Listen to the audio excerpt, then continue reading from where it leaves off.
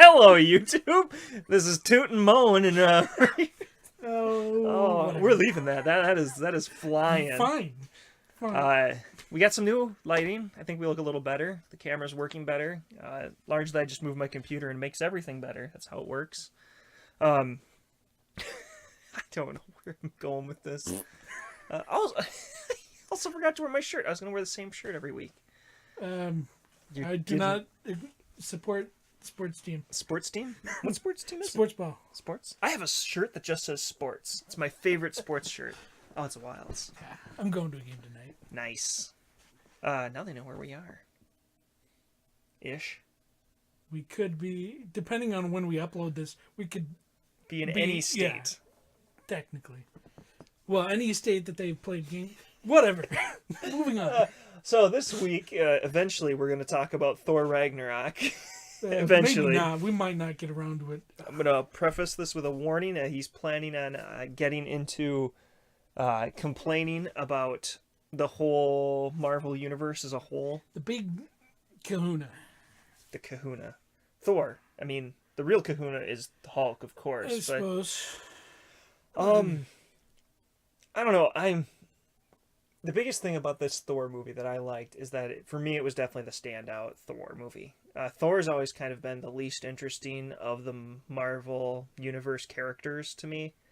He's been kind of poorly done, not really fleshed out, and his movies So it happens don't when you help. shove too many characters in the Yeah. This was one where they really focused on him and Hulk, and both gave them a lot more character than they've had previously. Really building on their relationship that they built in, like, Avengers.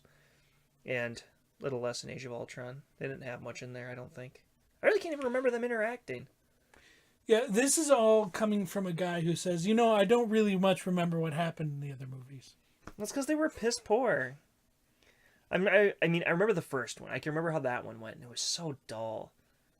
I'm not a big fan of the first one. But the second one, I really can't even remember who the bad guy was. It was like the darkness out of a crystal, and that giant thing came down to Earth, and none of the other Avengers showed up to help because reasons. And because most of the time they weren't on Earth. There was lots of portals. No, they came down right in, like, what wasn't it, like, England? London. Well, yeah, last second.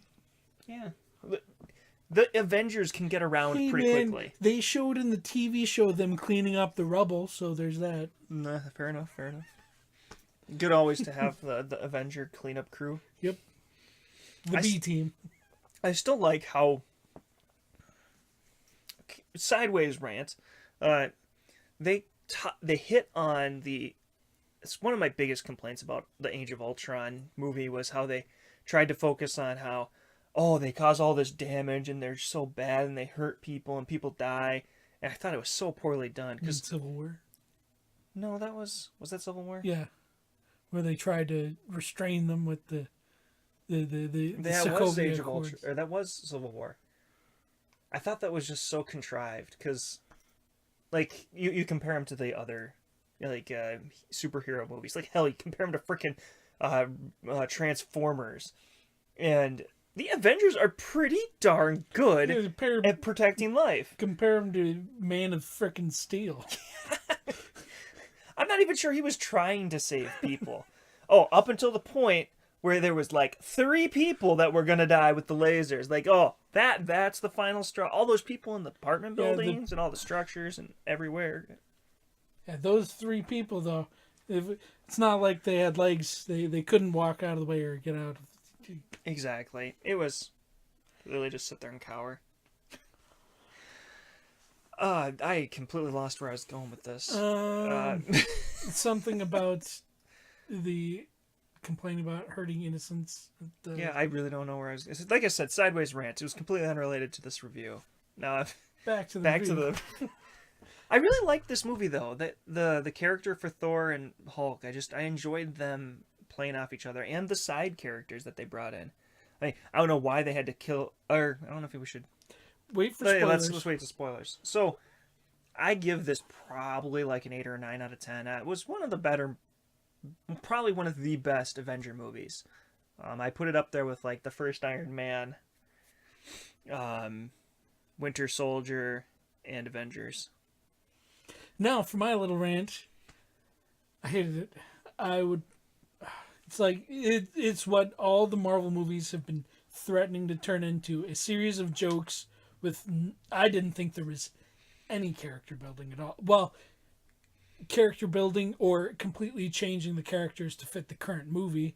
The Hulk did not match his character or personality in any way to any of the previous incarnations, and so.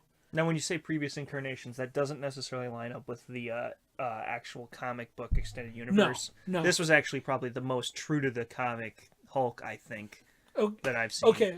And I say that as not a comic buff. Let me correct. Banner. Banner was the one who changed. Oh, okay. And that's what bugged me. Hulk didn't have a character in the other movies. He was Smash. He didn't get much in terms of lines. What does he had, like 4 lines throughout all something. of them? Puny God. And honestly, it's the jokes have descended to Big Bang level. Most of it is self-reference at this point. There is a lot of self-referential jokes. I liked a lot of them. Like when a Thor got pummeled like Loki did. It's like, ha! I like could that. you make a less obvious joke, please? I saw a really good video where they analyzed Big Bang Theory and how weird and creepy it gets if you remove the laugh track, and how just it is a show that completely relies on the laugh track. Yeah, that's the what is it? If you die, your voice gets added to the Big Bang Theory laugh track. Like that. But no, I did not. I didn't enjoy it. The way they used the characters made no sense with what the stuff they'd already done. Some of the old characters are weird, like when freaking Lord of the Rings on Heimdall. If you even remember who Heimdall is. That's the one with the big sword, right? Yes. Yeah. He's one of my favorite of the supporting cast. I'm glad they kept him in. I am too, but well. Do you want to jump into spoilers? Yeah. So I'll give it 4 out of 10. Ooh, below average? Yes. Wow. But below average, especially for a Marvel movie. They've done better and they can do better. Got some disagreement here. I was not. Okay, so jumping into spoilers. If you don't want spoilers, just back out and go watch it. I recommend you do. He recommends maybe you don't. Whatever. I mean, if you've been up with Guardians of the Galaxy 2 and all the more recent... Guardians of the Galaxy 2 got way better reception than I feel it deserved. I did not... Yeah. Like, getting into spoilers, comparing like the humor of this to Guardians of the Galaxy 2, this was much more palatable humor for me. There's so much just Drax being just dumb. I got annoyed with the stupid situational humor. Like when he goes to put his hand on the shelf and there isn't really a shelf there, so he's trying to lean on nothing and there's nothing. Sure, that's funny. The gag that gets old is I'm gonna throw this through the thing and it bounces back and hits you in the face. Yeah, that is pretty lowbrow humor now that you mention it. Banner's character was nothing like Bruce Banner has been in the other movies. Yeah, he was a lot more, I don't know if you know how to describe it, laid back, casual, fun-loving. Yeah, he bundle of nerves in the other movies, which would have really played up a lot in this, considering the situation. I felt like they changed his character so they could add more jokes, which to me the Marvel movies could tone down on the jokes just a little. This was definitely the most joke heavy of them. This was honestly getting to like Deadpool levels of humor in it, and some of it I really liked, like some of the situational comedic value, like the very start when he's hanging there and spinning around. I really enjoyed that. As he turns away from the guy. Oh, sorry. Hold on. Yeah. Coming back around. That was fun. I really enjoyed that.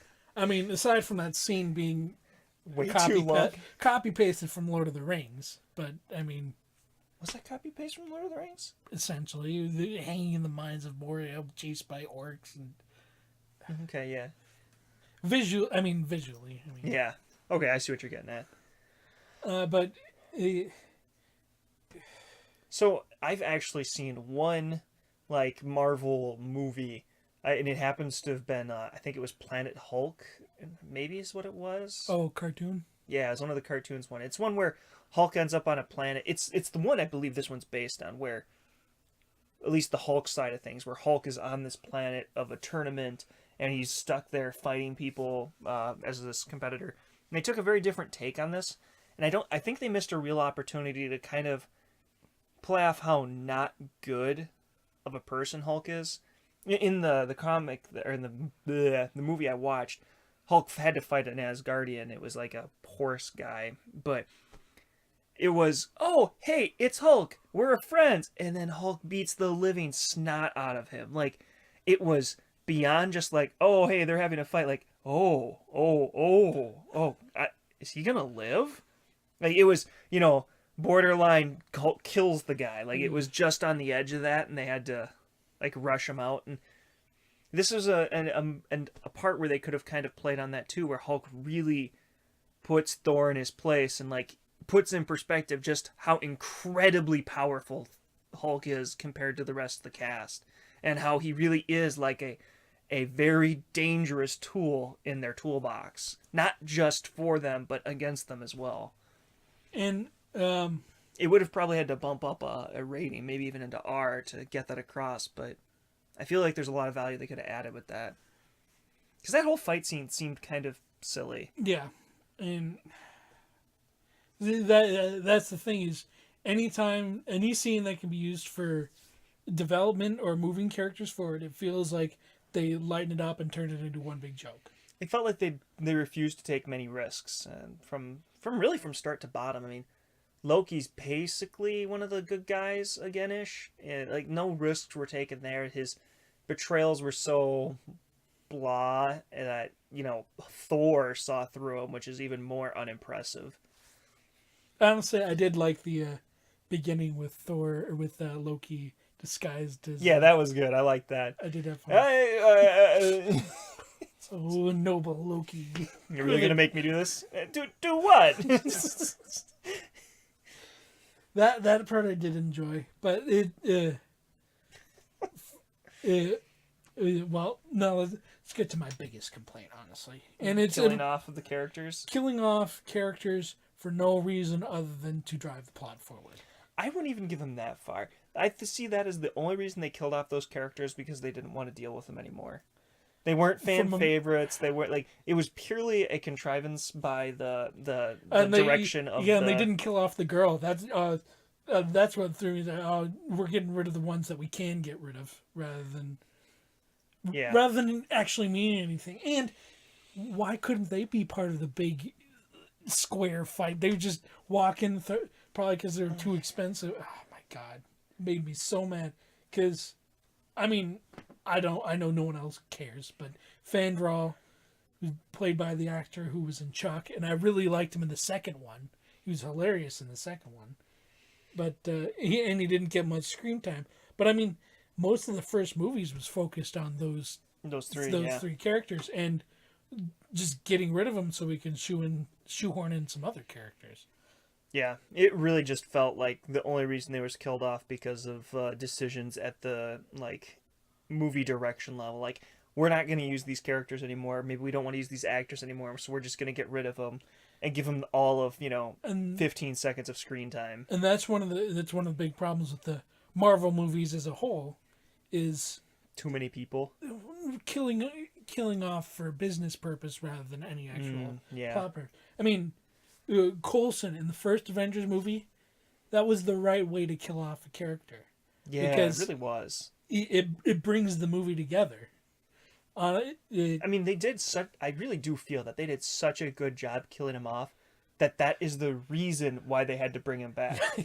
Which says a lot about the direction and actions taken in that first Avengers movie. A big part of why it was so good. And a good balance of real seriousness and real comic value in that movie. That was a real masterpiece. Yes. If I had to say the one thing that this was lacking in, was seriousness.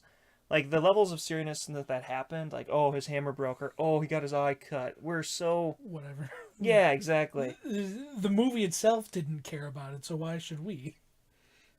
It had as about as much edge to it as a pair of safety scissors in my mind, It, which is about what it looks like they went to his eye with. That's such a strange injury. Like, oh, it's immediately cauterized. That's just how Asgardians cut. but electricity, I'm better.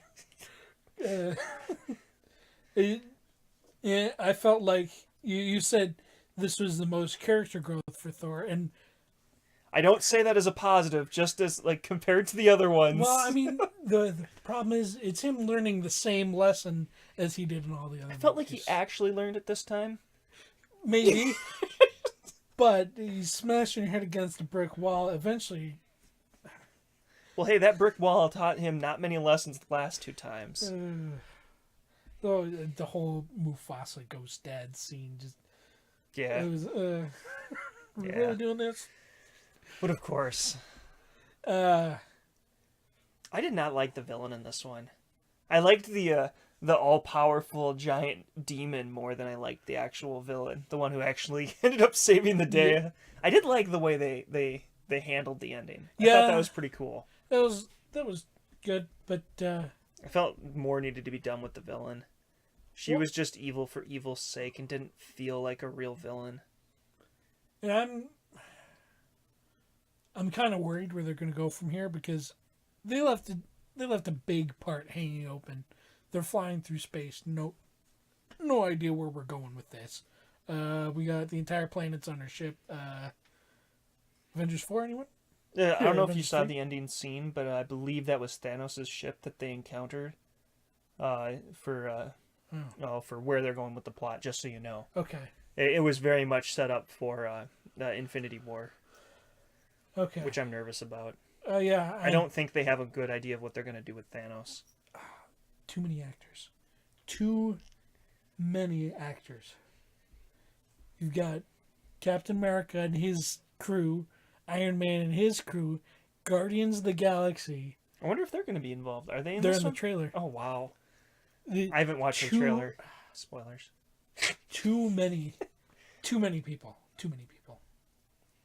I don't know how it's gonna work. Yeah, I don't know if they can manage that large of a group. That might be a little too much. Avengers was just about the perfect amount. You could tell that it was too much just transitioning to Age of Ultron. Yep. Well, that and it got to the point where marketing was like, okay, we need to use this movie to set up all the other movies. Yeah. I mean, how many years ago was Avengers 2 setting up Thor Ragnarok? Yeah, right? God. Thank God Ragnarok... Oh, no. Thank God Ragnarok turned out better than it could have.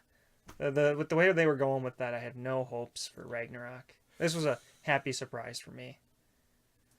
You've managed to convince me I don't like it as much from a movie design standpoint, which I find so weird that looking at the Rotten Tomatoes rating, it's got such a high critic score. Well, critics are only allowed to score once. You get first impression review.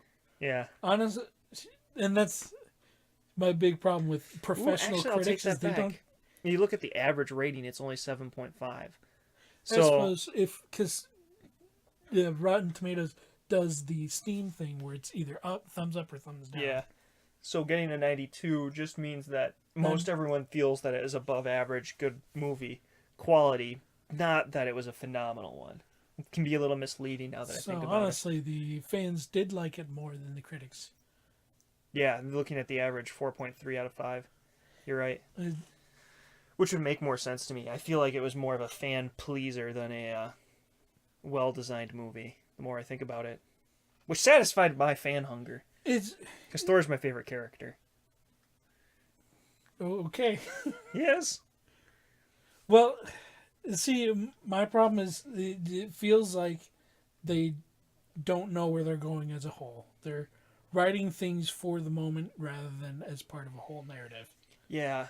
The way they handled Thor in this movie felt like they had a bigger overall plot line in mind. I don't have faith in that at all. None whatsoever.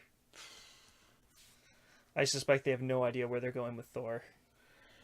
Yeah, well, apparently, Infinity War is going to be the last big Avengers flick.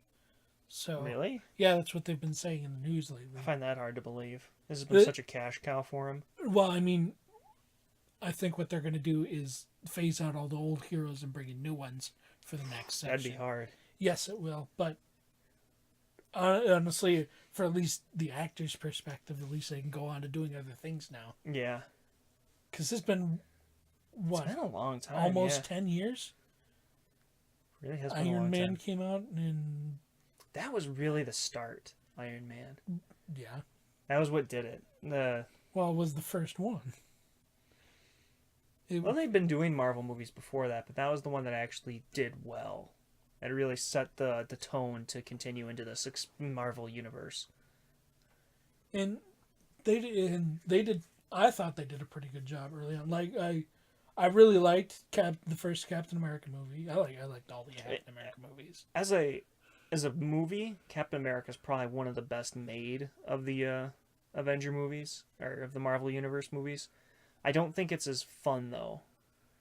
It just doesn't have that fun factor. It's much slower than the rest of the universe. That doesn't make it a bad movie, but it's not my favorite. Well, and I mean, it's my favorite because it made me change my mind from Captain America being The most propaganda, objective propaganda, to hero I actually am interested in. For me, I'm the part that I'm sick of is the way that every single Captain America, or not Captain America, but Iron Man movie is always big businessman bad. Tony Stark's a good big businessman. It's just so there's so much more opportunity they could do there. Like even when they take like the Mandarin and have all this opportunity for this cool villain, nope, just a figurehead for a big bad businessman. Big bad businessman. I don't know. I liked Iron Man 3 more than most people did because I loved that reveal. I loved the Mandarin. I actually really enjoy the third one. I just wish they did better with the villains. They could have done a better villain for Big Bad Businessman in that third one. Something other than another big bad businessman. God, there's a reason to be an evil bastard other than you want to make money. It's just... But okay, I think we should probably wrap this up. We've got commitments to go to, and I've been dragging you on too long. So, any words of wisdoms for the viewers? Nope. Words of wisdoms?